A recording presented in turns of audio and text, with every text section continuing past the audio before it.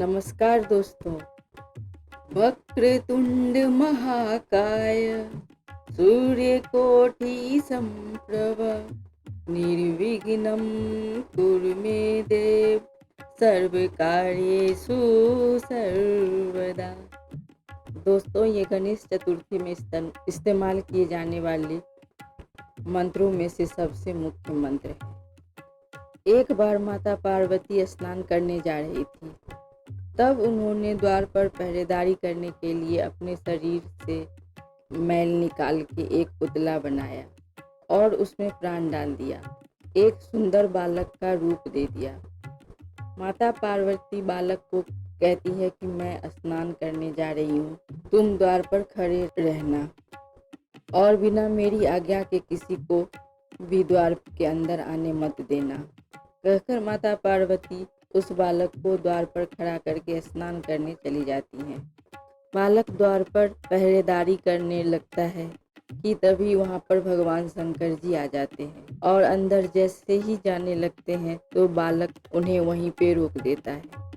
भगवान शंकर उस बालक को अपने रास्ते से हटने के लिए कहते हैं, लेकिन वह बालक माता पार्वती की आज्ञा का पालन करते हुए भगवान शंकर को अंदर प्रवेश करने से रोकता है, जिसके कारण भगवान शंकर को क्रोध आ जाता है और वह क्रोध में अपना त्रिशूल निकालकर उस बालक का गर्दन धड़ से अलग कर देते हैं।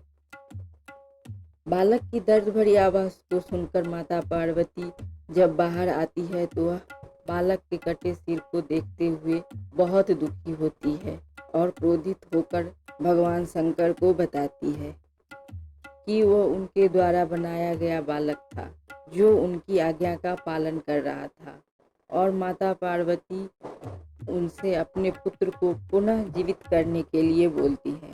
फिर भगवान शंकर भी दुखी हो जाते हैं और अपने सेवकों को आदेश देते हैं कि वो धरती लोक पर जाए और जिस बच्चे की माँ अपने बच्चे की तरफ पीठ करके सो रही हो उस बच्चे का सिर काट कर ले आए।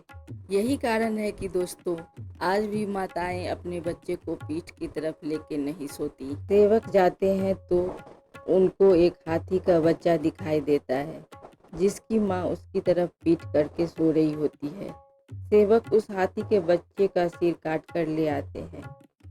फिर भगवान शंकर जी उस हाथी का सिर उस बालक के सिर के स्थान पर लगा देते हैं और वह बालक पुनः जीवित हो जाता है।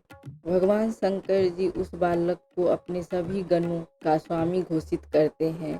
तभी से उस बालक का नाम गणपति रख दिया जाता है। साथ ही गणपति को भगवान शंकर देवताओं में सबसे पहले उनकी पूजा हो ऐसा वरदान भी देते हैं, इसलिए सबसे पहले उन्हीं की पूजा होती है। ऐसा माना जाता है उनकी पूजा के बिना कोई काम पूरा नहीं होता, और तभी से गणेश चतुर्थी उनके जन्मदिन के अवसर पर मनाया जाने लगा। वैसे तो सारे भारत में गणेश चतुर्थी की धूम मची होती है, पर महाराष्ट्र के लोगों में कुछ अधिक हर्षोल्लास दिखाई देती है। यह पूजा 10 दिनों तक चलती है। 11वें दिन बड़ी धूमधाम से गणेश जी की मूर्ति का विसर्जन करते हैं। इसके पीछे भी एक छोटी सी कथा है।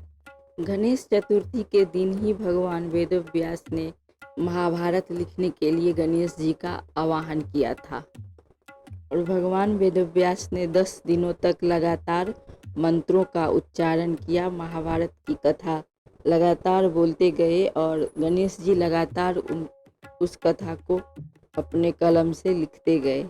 इस बीच 10 दिनों के अंदर उनके पूरे शरीर पे धूल मिट्टी की एक परत बैठ गई थी, जिसको हटाने के लिए 10वें दिन उन्होंने सरस्वती नदी में जाकर स्नान किया और उस दिन अनंत चतुर्थी था। अगर आपको ये वीडियो पसंद आया हो तो इसे लाइक कीजिए और अपने जानने वालों के साथ शेयर कीजिए। साथ ही चैनल को सब्सक्राइब करना और बेल आइकन को दबाना ना भूलें। अगर दोस्तों आपके पास कोई सवाल या सुझाव हो तो कमेंट सेक्शन में बताना ना भूलें।